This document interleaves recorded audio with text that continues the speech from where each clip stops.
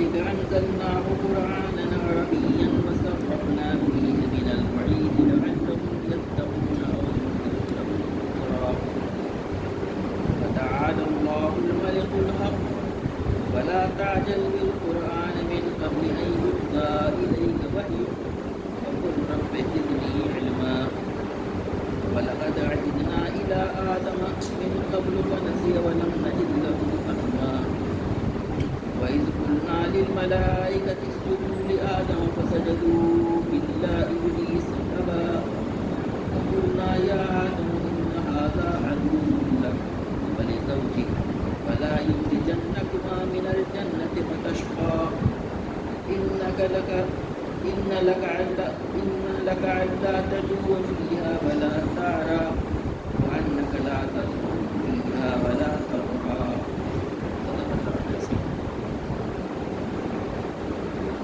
اس سورہ طٰہٰ کے آخری آیات چل رہی ہیں. آج میں نے جو آیتیں تلاوت کی ہیں وہ 113 تا 119 چھٹے اور ساتویں رکوع کی آیات ہیں. آیت کریمہ کا ترجمہ اس طریقے سے ہے: اور اے نبی صلی اللہ علیہ وسلم، اسی طرح ہم نے اسے قرآن عربی بنا کر نازل کیا ہے اور اس میں طرح طرح سے تنبیہات کی ہیں، شاید کہ یہ لوگ کجنبی سے بچیں یا ان میں کچھ ہوش کے آثار اس کی بدولت پیدا ہوں. بس بالا و برتر ہے اللہ بادشاہ حقیقی، اور دیکھو قرآن پڑھنے میں جلدی نہ کیا کرو جب تک کہ تمہاری طرف اس کی بڑی تکمیل کو نہ پہنچائے، اور دعا کرو یہ پروردگار مجھے مزید علم عطا کرو. ہم نے اس سے پہلے آدم علیہ السلام کو حکم دیا تھا مگر وہ بھول گیا اور ہم نے اس میں عزم نہ پایا. یاد کرو وقت جب کہ ہم نے فرشتوں سے کہا تھا کہ آدم کو سجدہ کرو، اور سب کو سجدے میں گر گئے مگر ایک ابلیس تھا کہ انکار کر بیٹھا. اس پر ہم نے آدم سے کہا کہ دیکھو یہ تمہارا اور تمہاری بیوی کا دشمن ہے، ایسا نہ ہو کہ یہ تمہیں جنت سے نکلوا دے اور تم مصیبت میں پڑ جاؤ.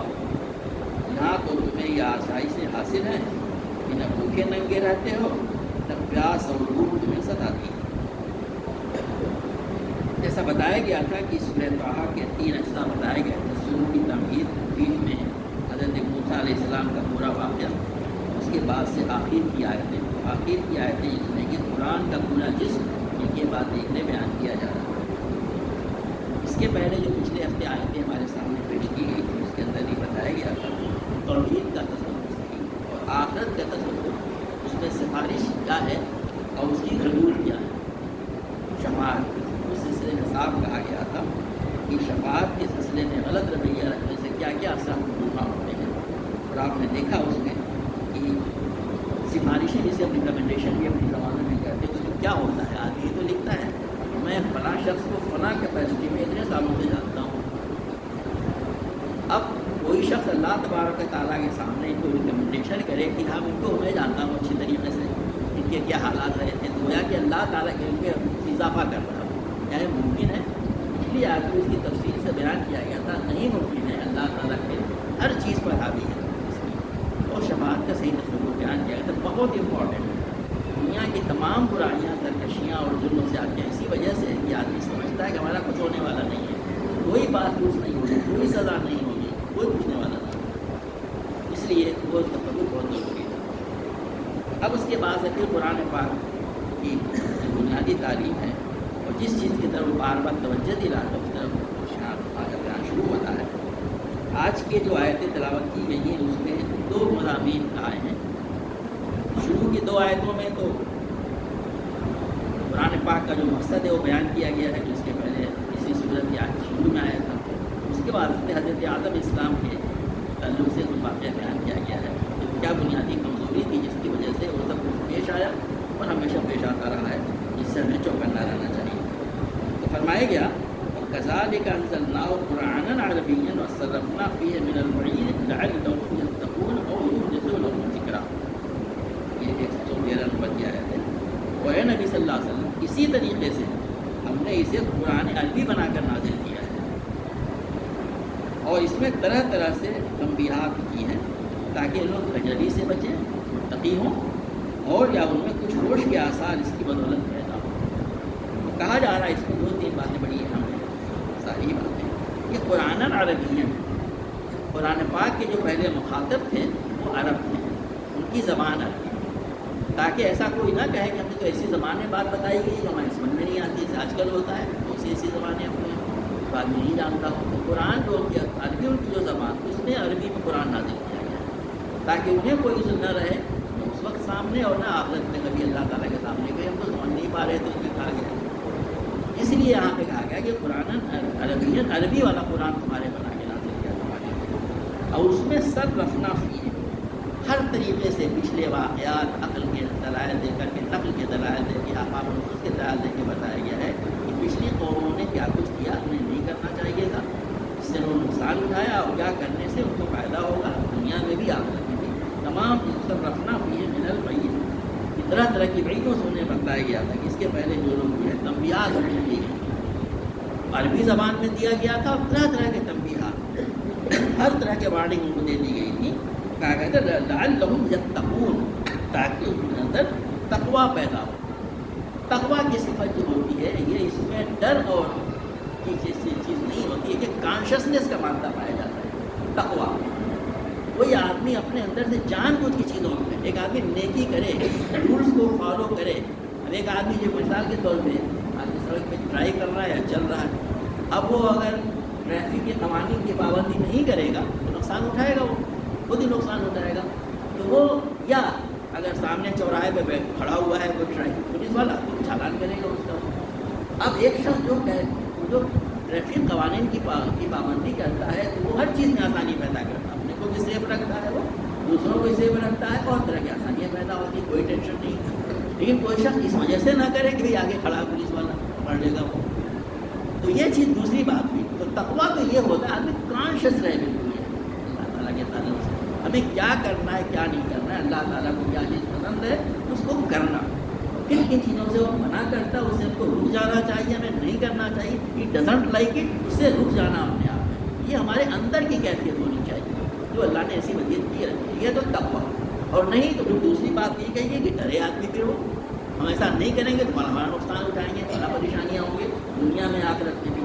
یہاں پہ یونس لہم ذکرہ کہا گیا، اس کے بارے میں مسلم کہتے ہیں، تو اس کا ترجمہ کیا گیا ہوش کے آثار اس کی بدولت پیدا، اور اس کے معنی میں یہ بھی لیے ہیں اس میں جو ہے کہ وہ تمام ذکر کہتے ہیں ریمائنڈر کو، یاد دہانی، تو قرآن پاک میں پچھلے واقعات کو بیان کر کے ایک طرح سے ریمائنڈر ہے۔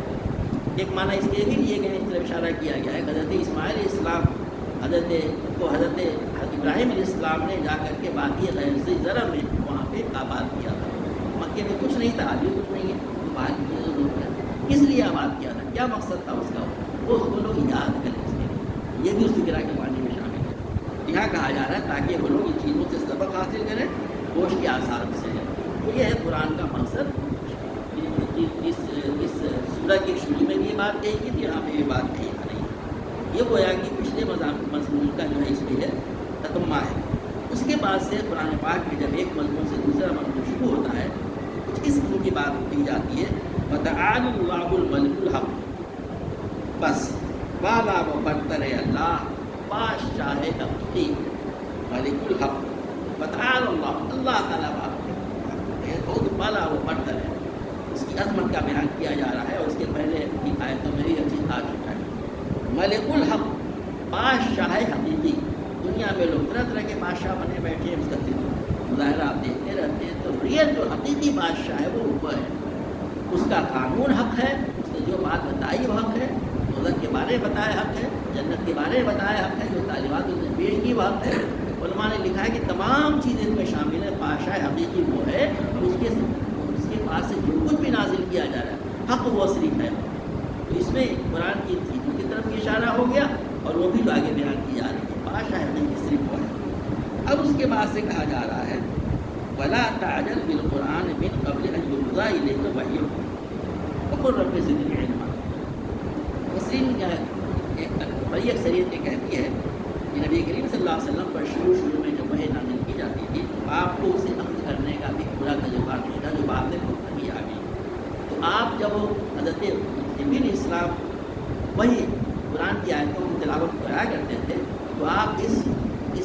یعنی اس خیال سے کہ کہیں ایسا نہیں کہ میں بھول جاؤں اسے، تو آپ بیچ بیچ میں اسے دہرانے لگتے تھے، اس کو دہرایا کرتے تھے، اس سے ایک طرح سے ڈسٹربینس پیدا ہوتا تھا، سمجھ جائیے۔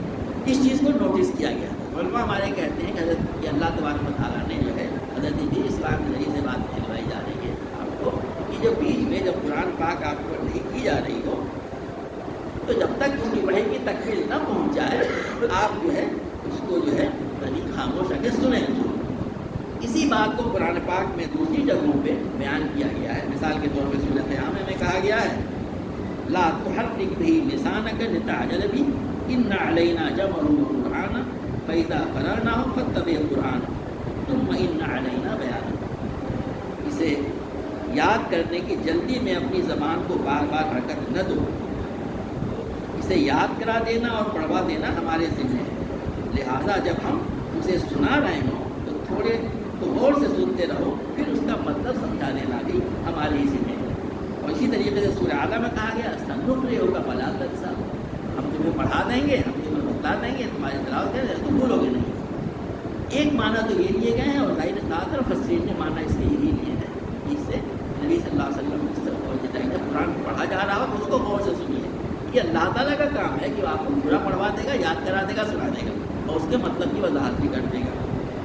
بات صحیح ہے، لیکن ہمارے ایک مفسر مولانا اسلائی صاحب دوسری بات کہتے ہیں، بلکہ اس سے آگے بڑھ کے بات کرتے ہیں کہ اس کو اس میں محدود کر دینا صحیح نہیں ہے، بلکہ آپ اس سے توجہ دلاتے ہیں کہ نبی کریم صلی اللہ علیہ وسلم نے جب اپنے دعوت توحید کی دعوت لوگوں کو پاس پیش کر رہے تھے تو طرح طرح کی پریشانیاں، مصیبتیں اور اس کے خلاف مخالفتیں کھڑی کی جاتی تھیں اور دشمنیاں پیدا کی جاتی تھیں، تو آپ کا واحد سہارا جو ہوتا تھا ان کے سوالات کا جواب قیمت ہوتی بس وہی تھی۔ آپ کو ہمیشہ اس کا انتظار رہا کرتا کہ بھائی آئے، کسی نے کوئی سوال کیا تو آپ سوچ کر کیا جواب دیا جائے، آپ اس بات کا انتظار کرتے تھے اللہ تبارک و تعالیٰ اس کا جواب دے، خدا کی وحی کے ذریعے جواب آئے گا تو کہا جا، اور کبھی اس میں دیر بھی ہوتی تھی، اس کا بھی ذکر اس کے لیے پہلے کیا صورتوں میں آ چکا ہے۔ تو آپ فرماتے ہیں کہ یہاں پہ اس طرف اشارہ کیا گیا ہے کہ ہم اپنے پلان کو جانتے ہیں، اپنے پروگرام کو جانتے ہیں، کس وقت کون سی وحی نازل کی جائے، یہ کوئی جو ہے کسی کی اپلیکیشن درخواست نہیں ہے جب کوئی مانگتا ہے فوراً جواب اس کا دے دیا جائے۔ ہم اچھی طرح جانتے ہیں کہ جب کون سی وحی کب نازل کی جائے، کتنی نازل کی جائے، کس کے ضابطے سے نازل کی جائے، تو کہا جا رہا ہے کہ آپ اس کے وحی کے نزول کے سلسلے میں عجلت نہ فرمائیں۔ انہوں نے اس کے معنی یہ نہیں ہے کہ یہ کہ جلدی جلدی وحی نازل ہو، فلاں کا جواب فوراً جواب سوال سے جواب دے دیا، مطلب اس میں ہے اور اس سے پھر وہ جوڑتے آگے کی آیتوں کو جو بھی آپ دیکھیں گے۔ یہ بات ہی لگتی بھی ہے اس میں اس کو محدود کر دینا نہیں ہے، بلکہ یہ کہ آپ اس معنی میں جلدی نہ کریں کہ کون سی چیز کب نازل کی جائے، اللہ تعالیٰ بہتر جانتا ہے۔ اسی طرف کہا جا رہا ہے کہ جب قرآن پڑھا جا رہا ہو تو اس میں جلدی نہ کرو، وہی اپنے اس نیچرل پروسیس سے، قدرتی پروسیس جو اللہ تبارک و تعالیٰ زیادہ بہتر جانتا ہے، وہ اپنی تکمیل پہنچے۔ بات اچھی بھی لگتی ہے اس کے اندر۔ اور اس کے بعد کہتے ہیں ہاں یہ دعا کیا کرو کن رب زدنی علما، کہ کہ میرے رب میرے علم میں تمہیں اضافہ کر، مجھے مزید علم عطا کر۔ یہ دعا تو کرتے رہو، اور ہم یہ دعا جانتے بھی ہیں، اتنی مشہور دعا ہے، ہم اس کو پڑھتے ہیں، لکھتے ہیں اور اسلامی مدارس میں اس سے توجہ بھی دلائی جاتی ہے، بلکہ بہت سارے اسکول کالجز کے لوگوں میں لکھا ہوتا ہے کن رب زدنی علما، یہ تم دعا کرتے رہا کرو۔ بات اچھی لگتی ہے کہ یہ بات صحیح۔ اب اس کے بعد سے آگے کا واقعہ بیان کیا جا رہا ہے جس میں بات یہاں چلی تھی بھولنے سے۔ آپ کس لیے جلدی مچا رہے تھے؟ کہا جا رہا ہے تاکہ بھول نہ جائے، فوراً یاد کر لو۔ ابھی حضرت موسیٰ اسلام کا قصہ بیان کیا گیا جو وہ تفصیل سے آیا تقریباً 90 آیتوں میں، جس میں آخر میں واقعہ بیان کیا گیا تھا کہ اللہ تعالیٰ نے آپ کو طلب دیا، وہ ہے طور میں، اور قبل اس کے کہ پوری تیاری کر لیتے، قوم کو پوری دیکھ لیتے کہ وہ سب ٹھیک ٹھاک رہیں، جب تک آپ ان کے حاضر رہیں 30 یا 40 دن کے بعد ہو گیا تھا، آپ نے اجرت مچائی۔ قرآن میں اس کا ذکر ہے، اس کا بھی نتیجہ کیا نکلا؟ سامری نے ان کو گمراہ کر ڈالا۔ تو یہ کس چیز کا نتیجہ تھا؟ اجلت کا۔ آپ نے جلدی کی اور جلدی کے نتیجے میں یہ ہو۔ اللہ تعالیٰ کہا کہ تم اتنی جلدی کیوں آئی؟ تو جاؤ دیکھو تمہارے پیچھے قوم کا کیا حال ہوا، سامری نے گمراہ کر ڈالا۔ تو کہہ رہے ہیں کہ یہ ہے وہ دو چیزیں جس کی طرف اب قرآن میں کہا جا رہا ہے کہ انسان کے اندر دو کمزوریاں جو پائی جاتی ہیں، جو اس کی یعنی اس کی جبلت میں گویا کی ہے وہ چیز وہ پائی جاتی ہے، ایک تو اس کے کی اجلت اور دوسرے بھول جانا اور عزم کی کمزوری۔ اس اسی طرح اب توجہ دلائی جائے اگلی آیتوں میں وَلَقَدْ عَهِدْنَا إِلَىٰ آدَمَ مِن قَبْلُ فَنَسِيَ وَلَمْ نَجِدْ لَهُ عَزْمًا، ہم نے اس سے پہلے حضرت آدم علیہ السلام کو ایک حکم دیا تھا مگر وہ بھول گیا اور ہم نے اس میں عزم نہ پایا۔ وہ کیا تھا وہ؟ قرآن پاک میں اس کی تفصیلات جو ہے حضرت آدم علیہ السلام کے تخلیق اور ابلیس کے ساتھ جو واقعہ پیش آیا بہت تفصیل سے مختلف صورتوں میں بیان ہوئی ہے۔ سب سے پہلے سورہ بقرہ میں آیا ہے، پھر سورہ اعراف میں آیا ہے، سورہ ہجر میں آیا ہے، یہاں پہ اور آگے بھی آ رہی ہے۔ اس میں آپ جانتے ہیں کہ اللہ تبارک تعالیٰ نے انسان کو تخلیق کیا اور فرشتوں کو حکم دیا، اس میں ابلیس بھی شامل تھا، اس کی تفصیل اپنے مقام پہ آئے گی، اس کو سجدہ کرو۔ یہ آدم کو سجدہ اس کی فضیلت کی وجہ سے بھی ہو سکتا ہے، اسے اللہ کا حکم ہے۔ اصل بات یہ ہے اللہ نے حکم دیا کرو، مجھے کرنا چاہیے تھا، میں اس کے آگے کیوں کروں؟ یہ اللہ کا حکم تھا، یہ کسی اور نے حکم نہیں دیا، لیکن اس نے ایسا نہیں کیا۔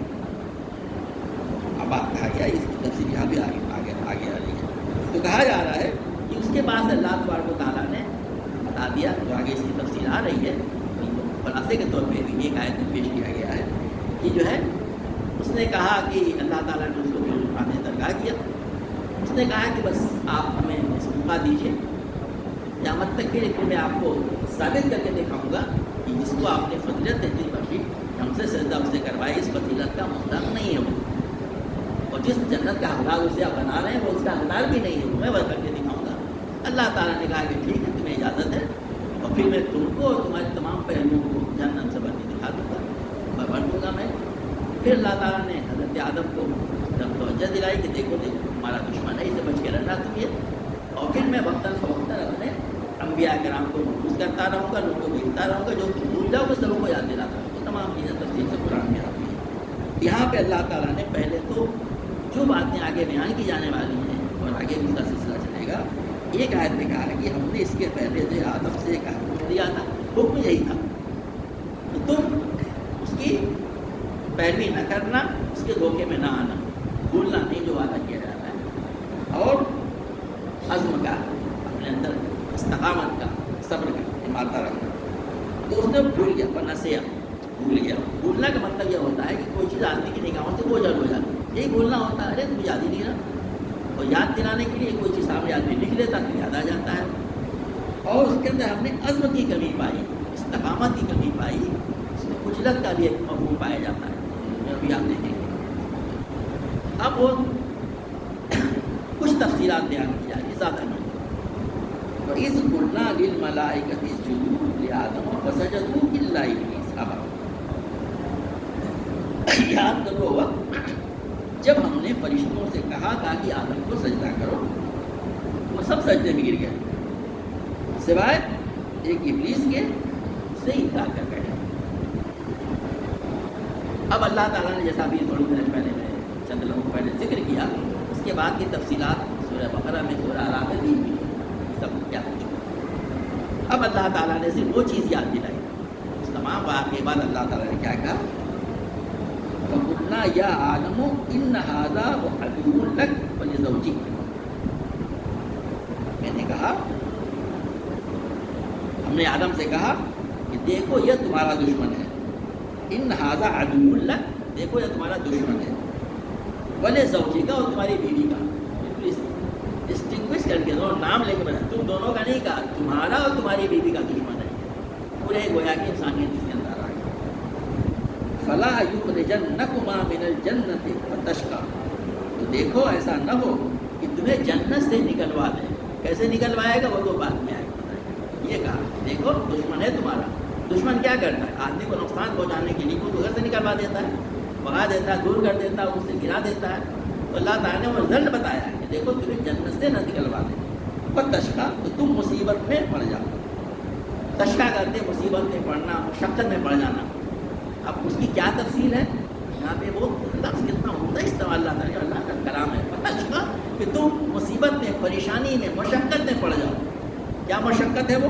اس کی تفصیل آگے بیان کی جا رہی ہے۔ اس تفصیل میں جنت کا خلاصہ ہے، جنت ہے کیا؟ تو کہا جا رہا ہے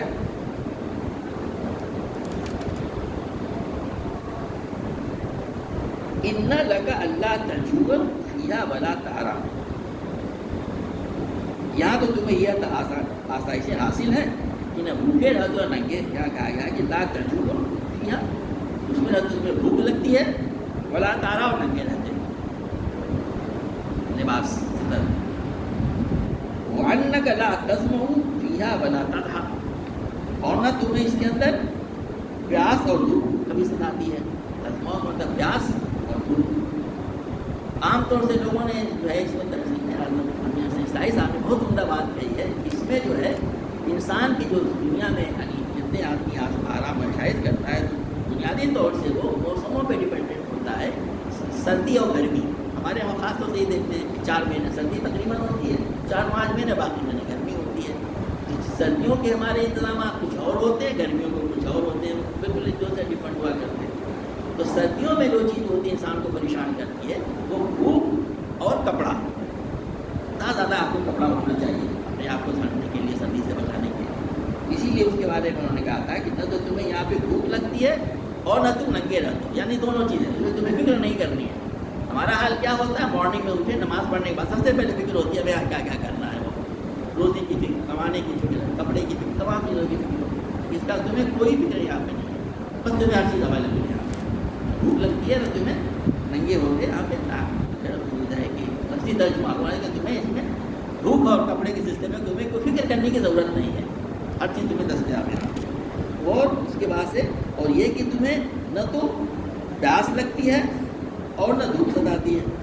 گرمیوں میں کیا ہوتا ہے، زیادہ چیز دھوپ کی بعد میں آتی ہے، پیاس کا معاملہ پہلے آتا ہے، اور گرمی کی تپش آتی ہے، دھوپ سے بچتا ہے. وہ کیا اللہ نے الفاظ استعمال کیا، گویا کہ جنت کی نعمتوں کا تذکرہ جو ہے ان 4 الفاظ میں کر دیا. نہ تو بھوک لگتی ہے، نہ کپڑے کی کوئی پریشانی، اور نہ پیاس لگتی ہے، نہ تمہیں دھوپ ستاتی ہے. یہاں پہ یہ تمہیں یہاں پہ فی الحال ہے.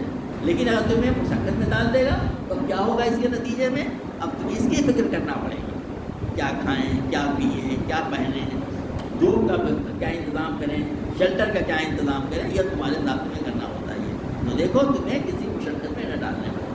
اللہ تبارک و تعالیٰ نے یہ بات حضرت آدم علیہ السلام سے بتا دیا تھا کہ دیکھو جب تمہارا دشمن ہے تمہارا اور تمہارے بیٹے کا، یہ ہے وہ سبب. آگے اس کا ذکر آئے گا اس میں ابھی جس کو بتا دے کہ تمہارا دشمن ہے، دیکھو تمہیں دھوکہ نہ دے دو، دھوکہ دے کر کے تمہیں یہ خبر کو بھولنا نہیں.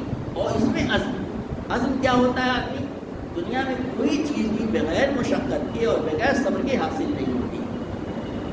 کوئی چیز بھی دنیا میں جاتی ہے، سب دیکھتے ہیں کمپٹیشن کے ایگزام ہو رہے ہیں، لاکھوں لوگ بیٹھتے ہیں، کتنے کامیاب ہوتے ہیں، اسی پروموشن میں ہوتے ہیں، جس پروموشن میں وہ محنت کرتے ہیں ان کے انداز میں ہوتا ہے. ایک بار نہیں، دوسری بار، تیسری بار ٹرائی کرنے کی. یہ کیا ہے، یہ کوئی عزم و استقلال ہوتا ہے. اور دوسری چیز کیا ہوتی ہے، آدمی کوئی چیز بھولے نہیں. تو کہا جا رہا ہے یہاں پہ کہ وہ 2 چیزیں کہ بھول گیا اور عزم کی کمی پائی. اللہ تعالیٰ نے کہا تھا دیکھو تمہارا دشمن ہے، تمہیں دھوکہ نہ دینے پائے، بھول گیا. اور اس نے دھوکہ کیسے دیا، قرآن کی آیت میں آتا ہے، اس نے ناسے بن کر کے آیا.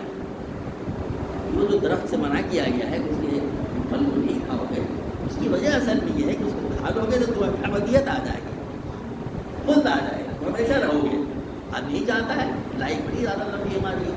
اور دوسرا پروموشن اپنا، تم فرشتہ بن جاؤ، تو بھی انسان ہو نا، فرشتے بن جاؤ. بس دھوکے میں آگے جلدی میں، اس میں کیا پریشانی ہے بھائی، ہمیشہ ہی رہنے میں کوئی پریشانی تو ہے نہیں، رہنا چاہیے. اور آدمی کا پروموشن ہو، آدمی دوسرے اگلے درجے میں ہو، دوسرے درجے میں بھی اچھی چیزیں ہوتی ہے، وہ یہ ہو سکتی ہے. اللہ تعالیٰ کا جب نہیں،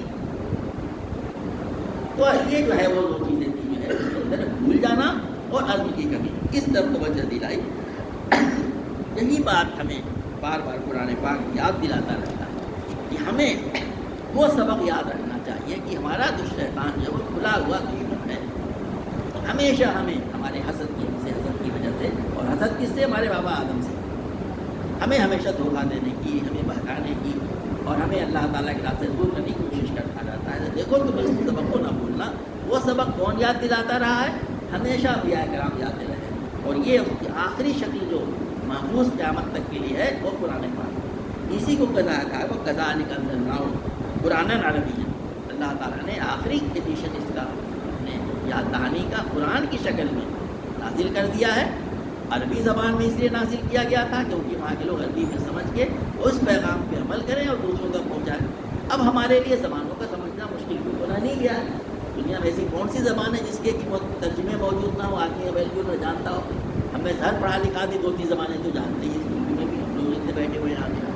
تو ہماری ذمہ داری ہوا کرتی کہ اس پیغام کو ہم جانیں اور اس وعید سے ڈریں جس سے اللہ تعالیٰ ڈراتا ہے، اور اللہ کا تقوی اختیار کرتا ہے۔ تقوی یہ ہے اللہ اس کا رسول کیا چیز پسند کرتے ہیں وہ کرے، کن کی چیزوں سے منع کیا گیا قرآن پاک میں، اللہ کے نبی صلی اللہ علیہ وسلم نے منع کیا، اس کو ناپسند کیا، اسے رک جائے، یہی تقوی ہے۔ یہ چیز نہ پیدا ہو تو آدمی ڈرے کہ ایسا نہیں کرو گے تمہارے کیا کیا نتائج ہوں گے۔ تو اللہ تبارک تعالیٰ کی دعا ہے کہ ہمیں قرآن پاک کی ہدایت پر سمجھنے پر عمل کرنے کی توفیق عطا فرمائے۔ اللہ تعالیٰ